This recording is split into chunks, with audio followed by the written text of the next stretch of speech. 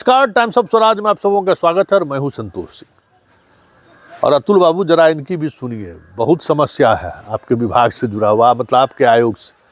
आप कल्याण विभाग में 42 शिक्षकों को आप जो कम्पीट किए हैं यूपी आपका बीपीएससी, उस शिक्षकों को ज्वाइन करने के लिए मतलब विभाग दे दिए कल्याण विभाग।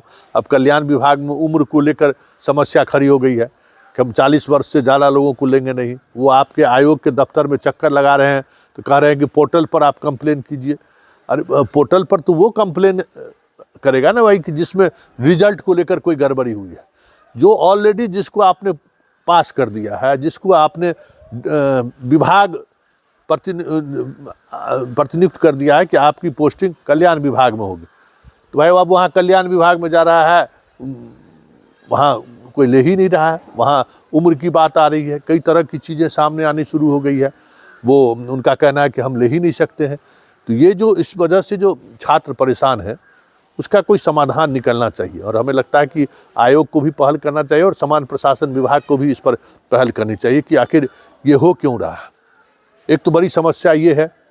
उसके बाद जिला आवंटन को लेकर एक बार फिर से सवाल खड़ा हो रहा है कि जिला आवंटन को लेकर आप जिस सॉफ्टवेयर का इस्तेमाल कर रहे हैं, उस सॉफ्टवेयर में कहीं न कहीं कुछ न कुछ खेला हो रहा है कि 3 चॉइस में अगर नहीं हो रहा है, मान लीजिए कि बेगूसराय, खगड़िया, समस्तीपुर हम चॉइस दिए हुए और हमारी पोस्टिंग अगर औरंगाबाद हो जा रही है, तो ये कैसे संभव है? ये कौन सा सॉफ्टवेयर ये इस तरीके से निर्धारित करता है? तो जो लोग इस खेल में शामिल हैं, जरा इस ऐसे लोगों को चिन्हित कीजिए अतुल प्रसाद जी। आपके सिस्टम में सुरंग हो गया है। सिस्टम में बैठे हुए लोग बड़े स्तर पर खेला कर रहे हैं और ये खेला प्लांट तरीके से हो रहा है, जो आपकी जानकारी में हो सकता है कि आपकी जानकारी में ना हो। ज़रा इसको एक बार चेक करिए कि रैंडमली आप भी चेक करिए। मेरी एक सलाह है कि जो शिक्षकों का जो जिला आवंटन हुआ है बीपीएससी के द्वारा, उसका आधार क्या है, उसमें किस तरीके का सिस्टम में फीड किया गया है, क्या डाटा, क्या नंबर, एज, क्या क्या फीड किया गया है, किस आधार पर आप जिला का निर्धारण किए।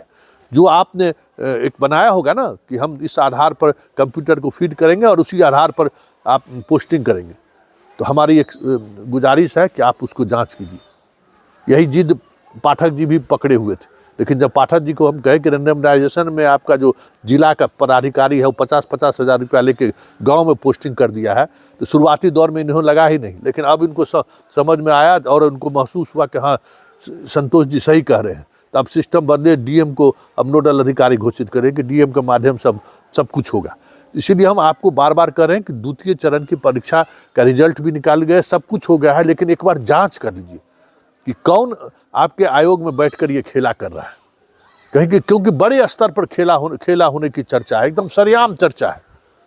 जो जिला आवंटन बीपीएससी के द्वारा हुआ है, उस आवंटन में बड़े स्तर पर खेल हुआ है। जरा आप इसको एक बार तहकीकात कराइए, बहुत सारी चीज़ें आपको खुलकर सामने आएंगी। शायद आप तक जानकारी न पहुंची हो, लेकिन वहाँ जो बैठे हुए कर्मचारी हैं वो बड़े स्तर पर इस तरीके का खेल किए हैं। ऐसी सूचना ही नहीं है, आम चर्चा भी है। और जो लोग इस तरीके के सिस्टम का इस्तेमाल कर पोस्टिंग कराए हैं, वो अब पब्लिक डोमेन में चीज़ें आ रही है कि हमने कितने पैसे देकर हमने बीपीएससी को मैनेज करके जो है सो हम पोस्टिंग कराए। तो ये आपके पूरे इमेज के विपरीत है। इसलिए इसको एक बार आप रेंडमली चेक करिए कि कैसे, किस आधार पर जिला लोगों का आवंटन हुआ है, क्योंकि उस पर बड़े स्तर पर खेल होने की सूचना आ रही है।